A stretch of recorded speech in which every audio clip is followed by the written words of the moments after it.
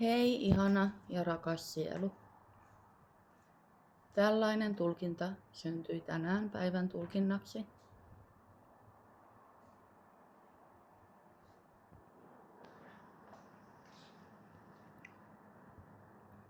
Ensimmäisenä nousi miekkojen 7. Henkisiä lahjoja olet saanut. Onnellisesti kuljet ne sylissäsi eteenpäin. Mistä nämä henkiset lahjat ovat seurausta?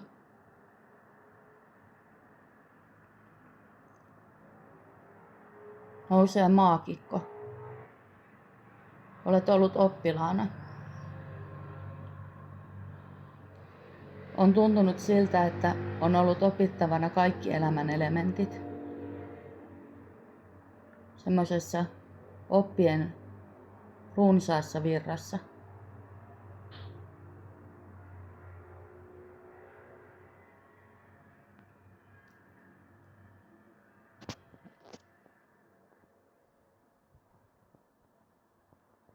Mikä on näiden henkisten lahjojen seuraus?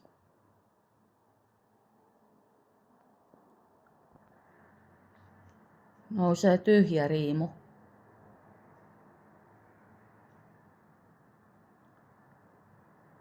Tämä riimu kertoo, että kyseessä on salainen tieto, mysteeri. Vielä ei ole näkyvillä seurausta tai selkeitä seurauksia. Mutta kyseessä on kuitenkin karmallinen asia ja kohtalo. Tämä riimu kehottaa sinua olemaan murehtimatta ja luottamaan tulevaisuuteen. Mitä tahansa voi tapahtua.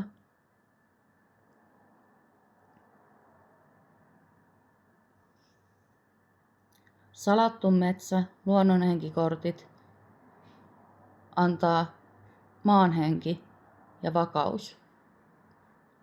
Voit todella luottaa tulevaisuuteen, sillä sinulle on luvassa vakautta.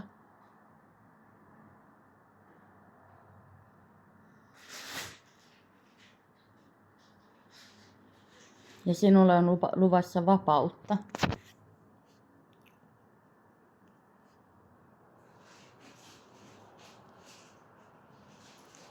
Olet vapaa tuosta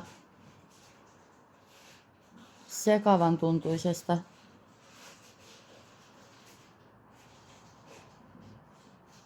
useiden elämän elementtien opeista. Saat jatkossa kasvaa vapaasti.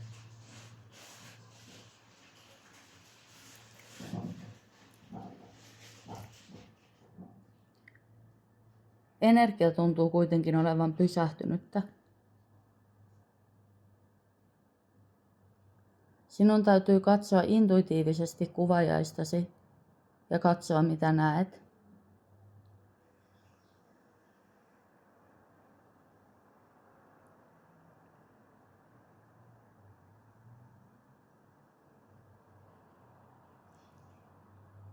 Älä kuitenkaan aseta itseäsi henkiseen vankilaan,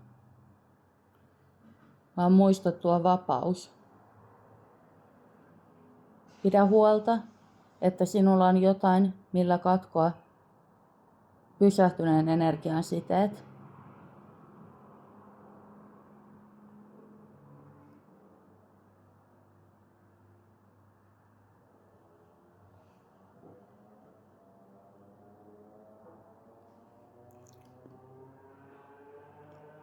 Sinulle on jo useamman kerran annettu henkisiä lahjoja ja ne ovat tuottaneet pettymyksen. Mutta älä ole murheellinen. Tällä kertaa nuo henkiset lahjat ovat todellinen onni. Auringon poutapilvi ojentaa sinulle kultaisen lahjansa. Nauti siitä.